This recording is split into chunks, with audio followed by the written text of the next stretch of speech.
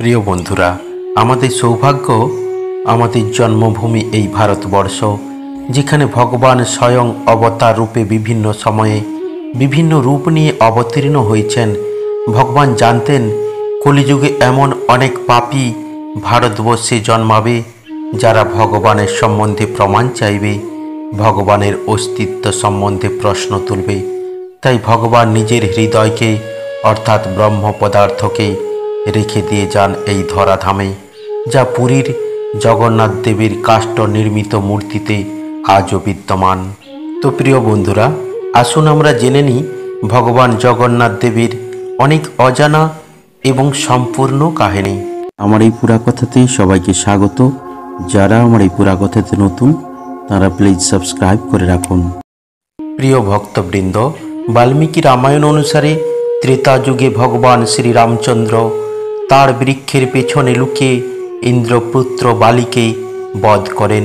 অন্তিমকালে বালি যখন শ্রীরামচন্দ্রকে জিজ্ঞাসা করেন, আমাকে বিনা কারণে আপনি কেন হত্যা করলেন, তখন ভগবান শ্রীরামচন্দ্র বালিকে আশ্বাস দেন যে আমি যখন দাপর যুগে কৃষ্ণ নাম নিয়ে পৃথিবীতে অবতার রূপে অবতীর্ণ হব, তখন তুমি এক ব্যাধ রূপে পৃথিবীতে জন্মগ্রহণ করবে এবং তোমার হাতে আমার মৃত্যু হবে।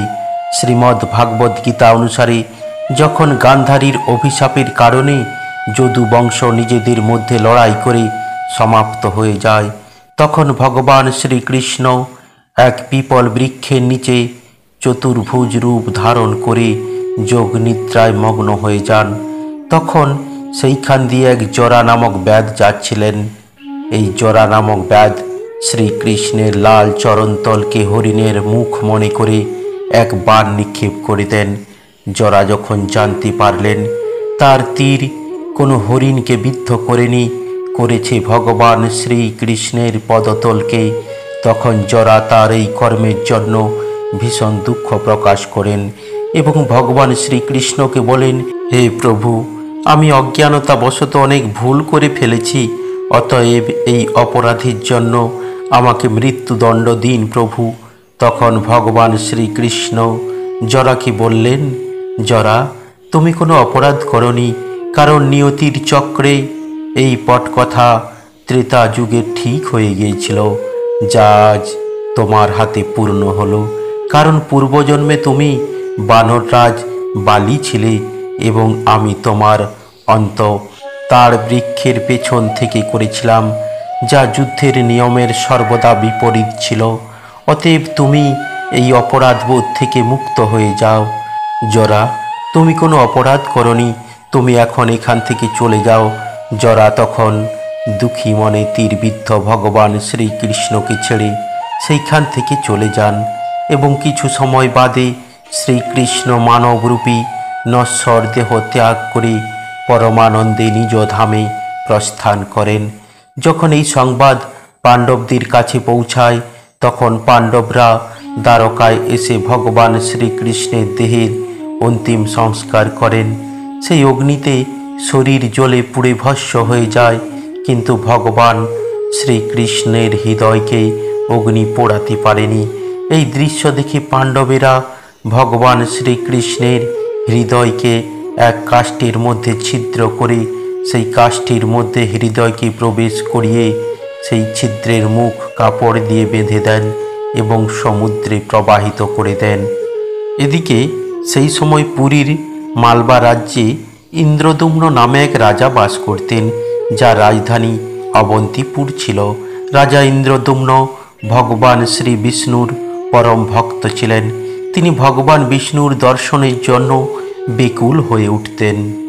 এই মালবারের রাজা ইন্দ্রদুম্নের পিতা হলেন রাজা ভরত এবং মাতা হলেন সুমতি দেবী। রাজা ইন্দ্রদুম্ন একদিন স্বপ্নে ভগবান জগন্নাথ দেবকে দেখতে পেলেন।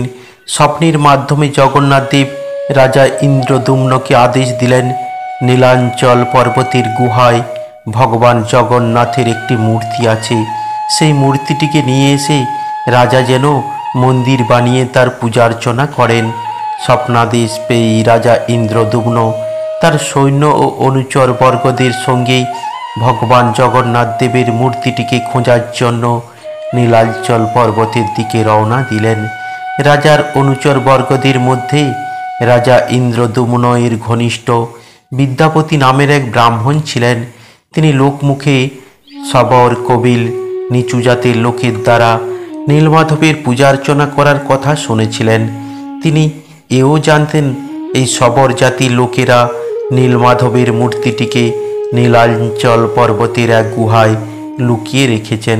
বিদ্যাপতি তখন ভালোভাবেই বুঝতে পারলেন রাজার সৈন্য সামন্ত হাজার চেষ্টা করলেও সবর জাতির প্রধান বিশ্ববসুর সাহায্য ছাড়া নীলমাধবের মূর্তি কোনো মতেই খুঁজে বার করতে পারবে না।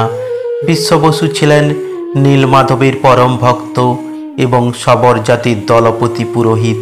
বিশ্ববসু নীলমাধবকে নীলাঞ্চল পর্বতের গুহায় লুকিয়ে লুকিয়ে পুজো করতেন। রাজা ইন্দ্রদুম্নের এই বিশ্বস্ত পুরোহিত বিদ্যাপতি নীলমাধবের মূর্তি উদ্ধারের কোনো উপায় খুঁজে না পেয়ে বিদ্যাপতি চালাকি করে সবর জাতির দলপতি পুরোহিত বিশ্ববসুর মেয়েকে বিবাহ করলেন। পরে বিশ্ববসুর কন্যার সাহায্য নিয়ে বিদ্যাপতি নীলাঞ্চল পর্বতের গুহা থেকে নীলমাধবের মূর্তিটিকে নিয়ে এসে রাজা ইন্দ্রদুম্ন এর হাতে তুলে দেয়। বিশ্ববসু তার উপাস্য দেবতা নীলমাধবের মূর্তিটি চুরি যাওয়ায় চরমভাবে ব্যথিত হন। তখন ভক্তির কষ্ট দেখে ভগবান জগন্নাথ রাজা ইন্দ্রদুম্নকে স্বপ্নাদেশে নীলমাধবের মূর্তিটিকে পুনরায় নীলাঞ্চল পর্বতের গুহায় রেখে আসার জন্য বলেন এবং অপরদিকে রাজা ইন্দ্রদুম্নকে ভগবান জগন্নাথ তাঁর কাছে ফিরে আসার আশ্বাস দেন। রাজা ইন্দ্রদুম্ন তখন মূর্তিটিকে পুনরায় নীলাঞ্চল পর্বতের গুহায় রেখে আসেন। অপরদিকে রাজা ইন্দ্রদুম্ন তখন ভগবানের ফিরে আসার অপেক্ষায় মন্দির নির্মাণের কাজ আরম্ভ করে দেন। মন্দিরের নির্মাণ কাজ সম্পূর্ণ হলে ইন্দ্রদুম্ন ভগবান জগন্নাথ দেবকে ফিরে আসার জন্য আকুতি জানায়। ভগবান জগন্নাথ দেব তখন রাজা ইন্দ্রদুম্নকে স্বপ্নাদেশে বলেন, দ্বারিকা নগরী থেকে একটি নিম গাছের গুঁড়ি ভাসতে ভাসতে পুরীর সমুদ্র তটে এসে কিনারায় লাগবে, আর ওই নিম কাঠ দিয়েই যেন তার মূর্তি তৈরি করা হয়। পরের দিন সকালবেলা রাজা ইন্দ্রদুম্ন লোক লস্কর আদি নিয়ে পুরীর সমুদ্র তটে গিয়ে উপস্থিত হন। সেখানে সমুদ্র তটে গিয়ে রাজা সত্যি সত্যি একটা নিম গাছের গুঁড়িকে ভাসতে দেখেন। রাজা তখন তার সৈন্য সামন্তদের গাছের গুঁড়িটিকে জল থেকে ডাঙায় তোলার আদেশ দেন, কিন্তু শত চেষ্টা করেও রাজার সৈন্য সামন্তেরা গাছের গুঁড়িটিকে ডাঙায় তুলতে ব্যর্থ হয়। রাজা ইন্দ্রদুম্ন তখন ভগবান জগন্নাথের লীলা বুঝতে পেরে সবর জাতির প্রধান নীলাম্বরীর পরম ভক্ত বিশ্ববসুর কাছে গুঁড়িটিকে ডাঙায় তোলার জন্য সাহায্য প্রার্থনা করেন। কিন্তু আশ্চর্যের বিষয়, যেখানে রাজার সৈন্য সামন্তরা সবাই মিলে হাজার চেষ্টা করেও নিম গাছের গুঁড়িটিকে ডাঙায় তুলতে পারছিল না, তখন সেখানে বিশ্ববসু একা কাঁধে করে গাছের গুঁড়িটিকে ডাঙায় তুলে নিয়ে আসেন। কাঠ তো পাওয়া গেল, কিন্তু মূর্তি তৈরি কি করে হবে? মূর্তি নির্মাণ নিয়ে সংশয় দেখা দেয়। তখন ভগবান শ্রীকৃষ্ণ অর্থাৎ জগতের নাথ অর্থাৎ জগন্নাথ দেবের নির্দেশে বিশ্বকর্মা স্বয়ং একজন বৃদ্ধ কারিগরের রূপ ধরে রাজা ইন্দ্রদুম্ন এর কাছে হাজির হন। বিশ্বকর্মা মূর্তি নির্মাণের জন্য রাজা ইন্দ্রদুম্ন এর কাছে তিনটি শর্ত রাখেন। এক, মূর্তি তিনি একা তৈরি করবেন এবং মূর্তি তৈরির সময় তিনি কারো কাছে কোনো রকমের সাহায্য নেবেন না। দুই, মূর্তি তৈরি করার সময় মন্দিরের দরজা সম্পূর্ণরূপে বন্ধ রাখা হবে।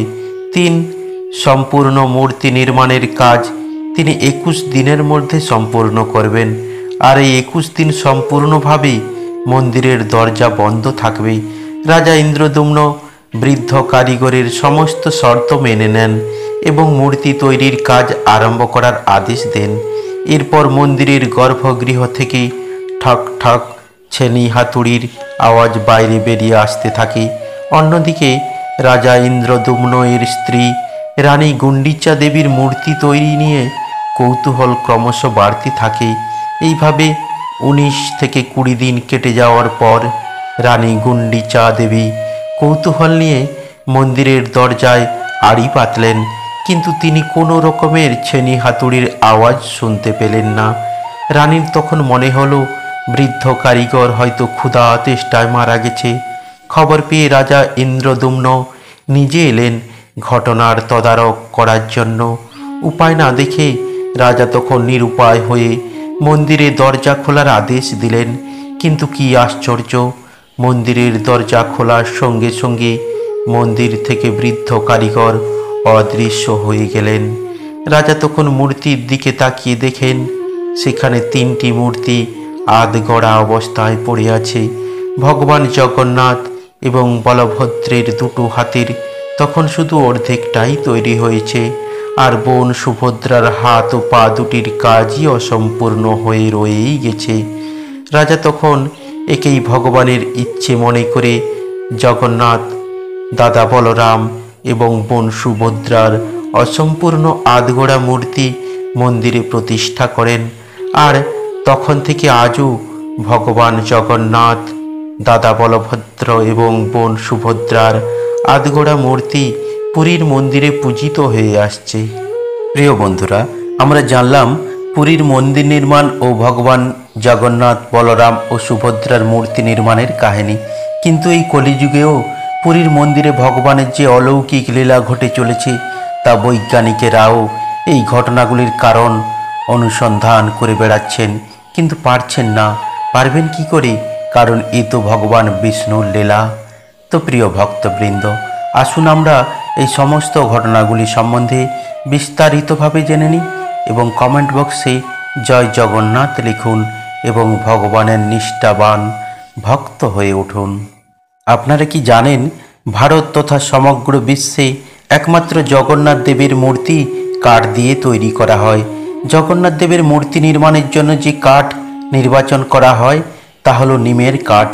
জগন্নাথ দেব ও তার দাদা বলভদ্র এবং বোন সুভদ্রার গায়ের রং অনুযায়ী কাঠ নির্বাচন করা হয়।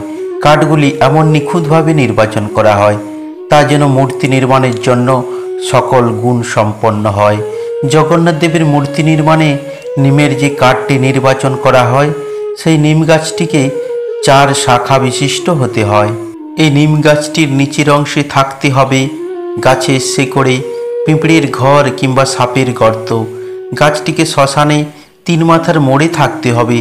যদি কোনো কারণে এরকম স্থানে নিম গাছ না পাওয়া যায় তাহলে তার পরিবর্তে 3 দিকে পাহাড় বেষ্টিত জায়গায় বেল গাছের সমন্বয়ে আছে এই ধরনের নিম গাছের কাঠ জগন্নাথ দেবের জন্য নির্বাচন করা হয়। তবেই সেই নিম গাছটি তখন জগন্নাথ দেবের মূর্তি বানানোর যোগ্য বলে বিবেচিত হয়। এই সমস্ত বিরল জিনিসগুলো পুরীর জগন্নাথ মন্দিরকে রহস্যময় করে তোলে। এরপর পুরীর জগন্নাথ মন্দিরের রহস্যের মধ্যে আরও একটি রহস্য হলো প্রতি 12 বৎসর অন্তর জগন্নাথ দেবের মূর্তি বদল করে নতুন মূর্তি প্রতিস্থাপন করা। জগন্নাথ দেবের এই মূর্তি প্রতিস্থাপনের পরম্পরা যুগ যুগ ধরে চলে আসছে। জগন্নাথ দেবের মূর্তি স্থাপনের সময় পুরী শহরকে সম্পূর্ণরূপে ব্ল্যাক আউট করে দেওয়া হয়। সেই দিনটিতে পুরো পুরী শহর অন্ধকারের চাদরে ঢেকে যায়, যাতে মন্দিরের গর্ভগৃহে পূজারী ব্যতীত অন্য কোনো ব্যক্তি মন্দিরের ভেতরে প্রবেশ করতে না পারে। তার জন্য পুরো মন্দির চত্বরে সিআরপিএফ ফোর্স মোতায়েন করে কঠোর নিরাপত্তা বলয়ে আবৃত করে দেওয়া হয়। আর এইভাবেই প্রতি 12 বৎসর অন্তর চলে জগন্নাথ দেবের মূর্তি প্রতিস্থাপনের কাজ। পুরোহিতের চোখে পট্টি বেঁধে হাতে দস্তানা পরিয়ে মন্দিরে প্রবেশ করানো হয়। হাতে দস্তানা পরে চোখ বেঁধে চলে মূর্তি বদলের কাজ। প্রতি 12 বৎসর অন্তর মূর্তি বদল হলেও একটা জিনিস অপরিবর্তিত থাকে, সেটা হলো জগন্নাথ দেবের মূর্তির ভেতরে থাকা শ্রীকৃষ্ণের হৃদয়, যেটা ভগবান জগন্নাথের মূর্তির মধ্যে যুগ যুগান্তর ধরে প্রতিস্থাপিত হয়ে আসছে। শ্রীকৃষ্ণের হৃদয়কে ব্রহ্ম পদার্থ বলে সম্বোধন করা হয়। মন্দিরের পুরোহিতের মতে যখন ভগবান জগন্নাথ দেবের পুরনো মূর্তি থেকে নতুন মূর্তিতে ব্রহ্ম পদার্থটিকে প্রতিস্থাপন করা হয়, তখন দস্তানা পরা হাতে পুরোহিত খরগোশ ছানার মতো এক জীবন্ত জিনিসের মতো কিছু উপলব্ধি করেছেন, যেটা প্রতিনিয়ত স্পন্দিত হচ্ছে। আসলে এই স্পন্দিত বস্তুটি হল ভগবান শ্রীকৃষ্ণের হৃদয়, যা আজও ভগবান জগন্নাথের মূর্তির মধ্যে প্রাণের প্রতিষ্ঠা বহন করে চলেছে। মন্দিরের পুরোহিত চোখ বাঁধা অবস্থায় এর থেকে বেশি তিনি আর কিছু অনুভব করে উঠতে পারেননি। ব্রহ্ম পদার্থটিকে নিয়ে মানুষের মনে অনেক কৌতূহল থাকলেও সেকাল থেকে আজ অবধি কোনো ব্যক্তি খালি চোখে ব্রহ্ম পদার্থটিকে দর্শন করার সাহস জুগিয়ে উঠতে পারেননি। মন্দিরের পূজারীর মতে যে ব্যক্তি ব্রহ্ম পদার্থটিকে খালি চোখে দেখার চেষ্টা করবেন সেই ব্যক্তির তৎক্ষণাৎ মৃত্যু হবে। ওই ব্যক্তির সমগ্র শরীর বিস্ফোরিত হয়ে শরীর খণ্ড খণ্ড মাংসপিণ্ডে পরিণত হবে। তাই আজ পর্যন্ত সেই ব্রহ্ম পদার্থ দেখার দুঃসাহস করে কেউ উঠতে পারেনি। এরপর আষাঢ় মাসের শুক্লপক্ষের পূর্ণ তিথিতে পুরীর রথযাত্রা অনুষ্ঠিত হয়।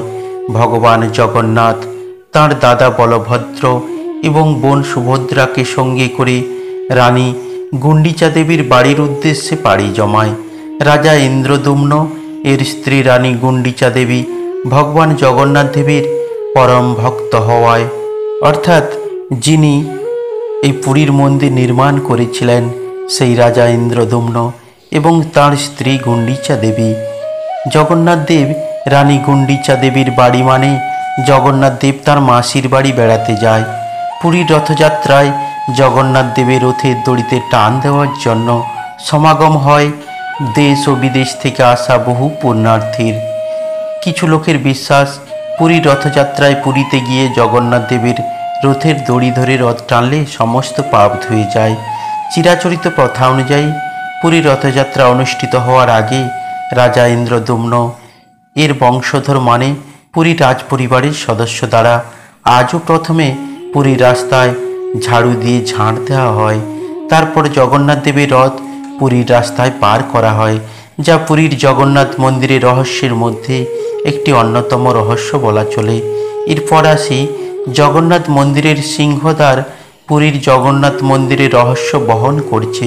পুরীর জগন্নাথ দেবের মন্দির সমুদ্র তটের কাছাকাছি অবস্থান করায় সমুদ্রের ঢেউয়ের আওয়াজ সারাক্ষণ কানে আসা স্বাভাবিক। কিন্তু আপনারা যারা পুরী মন্দিরে গেছেন তারা অন্তত একটা জিনিস লক্ষ্য করে দেখেছেন, পুরীর জগন্নাথ মন্দিরের সিংহদ্বারে পা রাখা মাত্রই নিমেষে সমুদ্রের ঢেউয়ের আওয়াজ আর কানে আসা বন্ধ হয়ে যায়। সমুদ্রের ঢেউয়ের আওয়াজ মন্দিরের সিংহদ্বারের কাছ পর্যন্ত পৌঁছাতে পারে না, সেখানে নিস্তব্ধতা ছেয়ে যায়। অপরদিকে পুরীর মন্দিরের সিংহদ্বারের বাইরে পা রাখতেই আবার পুনরায় কলকল সমুদ্রের ঢেউয়ের উত্তাল জলোচ্ছ্বাসের আওয়াজ কানে ভেসে আসে। পুরীর মন্দির থেকে অনন্ত দূরে সমুদ্র তটে সারি সারি চিতা জ্বলতে দেখা যায়।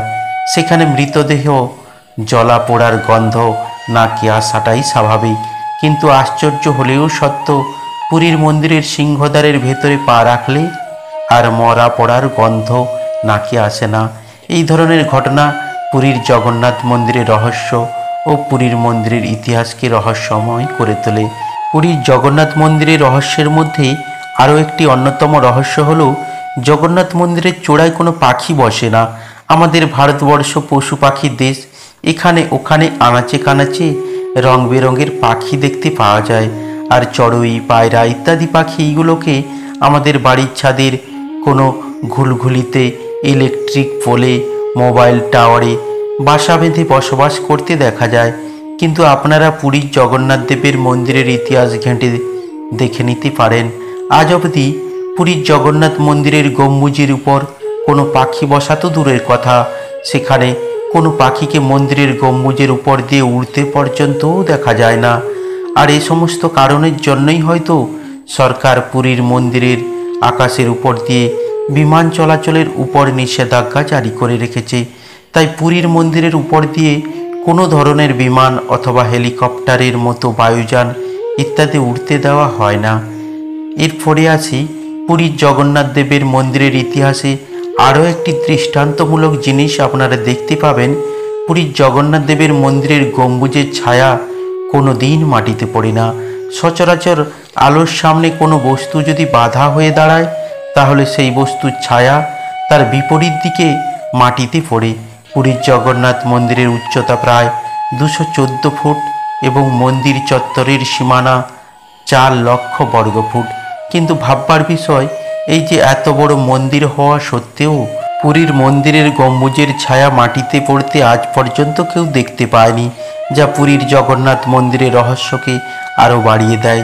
এরপর আসি পুরীর জগন্নাথ দেবের মন্দিরে প্রথা অনুযায়ী নিয়ম করে প্রতিদিন মন্দিরের গম্বুজে শিব তিলক রঞ্জিত পতাকা সকালবেলা চড়ানো হয় এবং সন্ধে হওয়ার সাথে সাথে নিয়ম করে গম্বুজের শিখর থেকে শিব তিলক রঞ্জিত পতাকা নিচে নামানো হয়। কিন্তু এখানে পুরীর জগন্নাথ মন্দিরের রহস্য হলো, স্থানীয় মন্দির কমিটির মতে কোনোদিন ভুলবশত মন্দিরের গম্বুজের চূড়ায় যদি পতাকা চড়াতে যদি ভুলে যায় কিংবা গম্বুজ থেকে পতাকা নিচে নামাতে ভুলে যায়, তাহলে আগামী 18 বছরের জন্য মন্দিরের দরজা বন্ধ করে দেওয়া হবে। এরপর আসি পুরীর জগন্নাথ দেবের মন্দিরের ইতিহাসে আরও একটি লক্ষণীয় বিষয় হলো, পুরীর মন্দিরের চূড়ায় থাকা পতাকার হাওয়ায় বিপরীতে ওড়া। কথিত আছে, পুরী মন্দির সমুদ্র তটে অবস্থিত হওয়ায় বেশ কয়েকবার সমুদ্রের জলোচ্ছ্বাসে পুরীর মন্দির ধ্বংস হয়েছে। তাই পৌরাণিক কাহিনী অনুযায়ী রামচন্দ্র পুরীর মন্দিরকে রক্ষা করার ভার পবনপুত্র হনুমানকে দিয়েছিলেন। তাই মনে করা হয় পুরীর জগন্নাথ মন্দিরের সামনে এসে বাতাস তার রাস্তা বদলে নেয়। সচরাচর বাতাস যেদিকে বয় পতাকা সেদিকেই ওড়ে, কিন্তু জগন্নাথ মন্দিরের পতাকা চিরকাল ধরে বাতাসের বিপরীত দিকেই উড়তে থাকে। এরকম নানা ধরনের ঘটনা পুরীর জগন্নাথ মন্দিরের রহস্যকে আরও বাড়িয়ে তোলে। এরপর আসি পুরীর জগন্নাথ দেবের মন্দিরের ইতিহাসে আরও একটি অন্যতম রহস্য হলো, মন্দিরের গম্বুজের শীর্ষে লাগানো সুদর্শন চক্রের 4 দিশায় সমানভাবে দৃশ্যমান হওয়া। বিভিন্ন জায়গায় বিভিন্ন মন্দিরের চূড়ায় আপনারা বিভিন্ন ধরনের সুদর্শন চক্র মন্দিরের গম্বুজে আপনারা দেখে থাকবেন, কিন্তু পুরীর জগন্নাথ দেবের মন্দিরের চূড়ায় লাগানো সুদর্শন চক্রের এক আলাদা মহত্ব আছে। পুরীর জগন্নাথ মন্দিরের চূড়ায় থাকা সুদর্শন চক্রকে চারিদিক থেকে দেখতে একই রকম বলে মনে হয়। পুরীর মন্দিরের এই সুদর্শন চক্রটির অ্যাঙ্গেল ভিউ চারিদিকে একই রকম, তাই আপনি মন্দিরকে যে দিক থেকেই দর্শন করুন না কেন, মন্দিরের গম্বুজে থাকা সুদর্শন চক্র কিন্তু আপাতদৃষ্টিতে মনে হবে আপনার সামনের দিক করেই লাগানো আছে। মন্দিরের এই কারুকার্য, পুরীর জগন্নাথ মন্দিরের রহস্যময়তা আজও অনেক মানুষকে অবাক করে দেয়। এরপর আসি পুরীর জগন্নাথ মন্দিরের রহস্যের মধ্যে অন্যতম হলো পুরীর জগন্নাথ দেবের রান্নাঘর। আপনারা অনেক জায়গায় বড় বড় মন্দিরে এবং গুরুদ্বারায় বড় বড় সব রান্নাঘরের কথা শুনেছেন, কিন্তু পুরীর জগন্নাথ দেবের রান্নাঘরের বিশেষত্ব হলো, জগন্নাথ দেবের রান্নাঘরে যে সমস্ত ভোগ রান্না করা হয় তার সমস্তটাই কাঠের জ্বালানির আঁচে রান্না হয়। পুরীর জগন্নাথ দেবের রান্নাঘরে একে একে পরপর 7খানা মাটির পাত্রে ভগবান জগন্নাথের জন্য ভোগ বসানো হয়, কিন্তু আশ্চর্যের বিষয়, সব থেকে উপরে থাকা পাত্রটির ভোগ সব থেকে আগে রান্না হয়ে যায়। জগন্নাথ দেবের রান্নাঘরে ভোগ রান্নার দায়িত্বে থাকেন 500 জন রাঁধুনি এবং 300 জন সহকারী রাঁধুনি, যারা প্রতিদিন প্রায় 1.2 লক্ষ ভক্তের জন্য ভোগ রান্না করেন। কিন্তু পুরীর জগন্নাথ মন্দিরের রহস্যের বিষয় এই যে পুরীর জগন্নাথ দেবের রান্নাঘরে আজ পর্যন্ত কোনো দিন জগন্নাথ দেবের ভক্তদের জন্য ভোগ কম পড়েনি। মন্দির বন্ধের সময় হওয়ার সাথে সাথেই নিজে থেকেই পুরীর জগন্নাথ দেবের রান্নাঘরে অন্ন শেষ হয়ে যায়। ভগবান জগন্নাথ দেবের প্রসাদ কোনো দিন নষ্ট হয় না, যা পুরীর জগন্নাথ দেবের মন্দিরের ইতিহাসকে গৌরবমণ্ডিত করে রেখেছে। সব থেকে আশ্চর্যের বিষয় হলো, প্রথমে উপরের পাত্রে রান্না সিদ্ধ হয়, তারপর এক এক করে নিচের পাত্রগুলি রান্না হয়। উনুনের উপরে যে পাত্রটি বসানো সেটি রান্না সব শেষে সম্পন্ন হয়। মন্দিরে যতই ভক্ত আসুক কখনো প্রসাদ কম পড়ে না। প্রতিদিন ভগবান জগন্নাথ দেব, বলভদ্র এবং সুভদ্রাকে 5 দফায় ভোগ দেওয়া হয়। এছাড়া রোজ 56 ভোগ দেওয়া হয়, যার মধ্যে ভাত, ডাল, সবজি থেকে মিষ্টি, বাদাম সহ নানা ধরনের খাবার থাকে। প্রিয় বন্ধুরা, জগন্নাথ দেবকে বুঝতে, পুরীর জগন্নাথ মন্দিরের রহস্যকে জানতে বিজ্ঞানীদের জিজ্ঞাসু মন আজও ছুটে আসে পুরীর জগন্নাথ মন্দিরের ইতিহাসকে উজাগর করতে। প্রিয় বন্ধুরা, সবশেষে আমরা জেনে নেব জগন্নাথ দেবের প্রসাদকে মহাপ্রসাদ বলে। জগন্নাথ দেবের মাসির নাম কি? জগন্নাথ দেবের মাসির নাম রানী গুন্ডিচা দেবী। জগন্নাথ মন্দিরের উচ্চতা কত? জগন্নাথ মন্দিরের উচ্চতা হল 214 ফুট। পুরীর জগন্নাথ মন্দির কে নির্মাণ করেন? রাজা ইন্দ্রদম্ন পুরীর জগন্নাথ মন্দির নির্মাণ করেন। সবশেষে বলি, জয় জগন্নাথ, জয় জগন্নাথ, জয় জগন্নাথ। প্রিয় ভক্তবৃন্দ, আপনাদের কাছে আমার অনুরোধ, জয় জগন্নাথ লিখে একটি কমেন্ট দেবেন। এরকম জগন্নাথ দেবীর আরও অনেক অজানা কাহিনী জানতে আমার এই পুরা কথাকে সাবস্ক্রাইব করে রাখুন।